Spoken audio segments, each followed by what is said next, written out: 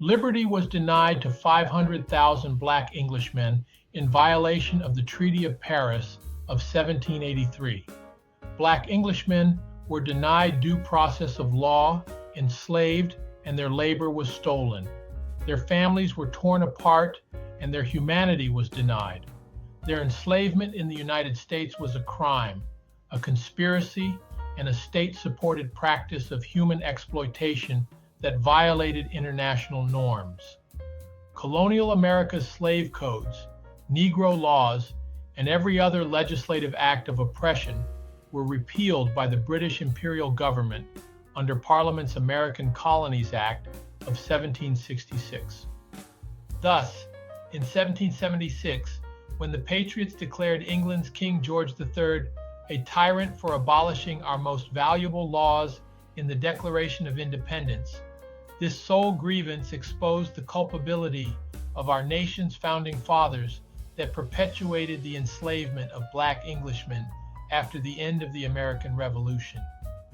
Many revisionist historians might claim America's Civil War resolved this issue with the 13th, 14th, and 15th Amendments, abolishing slavery and promising equality to freed people. But this is a shallow interpretation of history. The Civil War and then Reconstruction did not address the systemic injustices of slavery.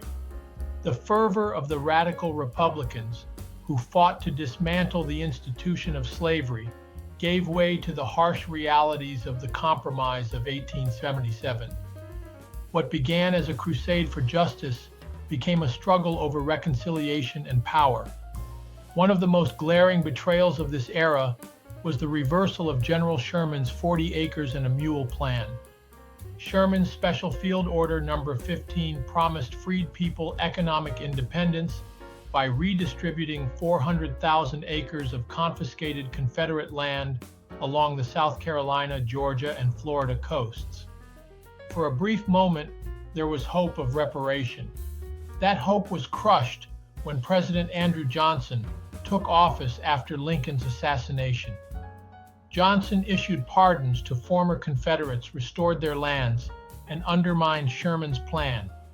Freed people, promised land and opportunity, were left dispossessed and forced into exploitative systems like sharecropping, perpetuating cycles of poverty and dependence.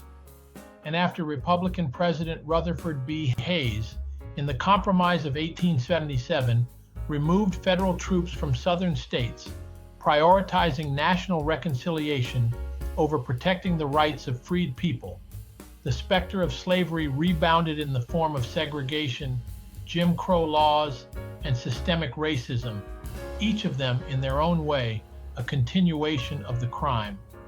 Today, we are left with the question of what is owed to the descendants of those who suffered under slavery. Reparation, often discussed as compensation for harm, is insufficient. What history demands is restitution, a return of what was unjustly taken. Restitution focuses on the ill-gotten gains of those who profited from slavery, demanding accountability and justice. This is not about dividing America. It is about healing it.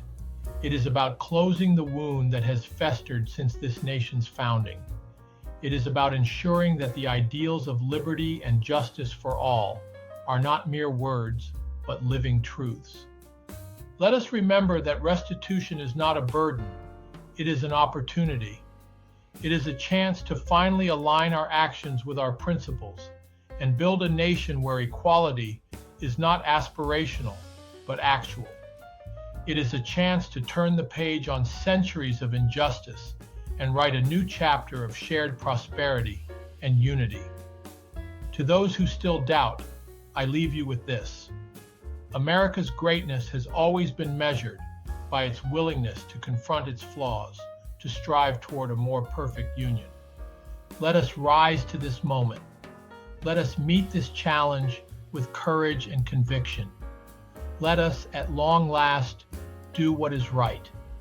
Please share and visit our website at Wells Center on American Exceptionalism and look for future videos.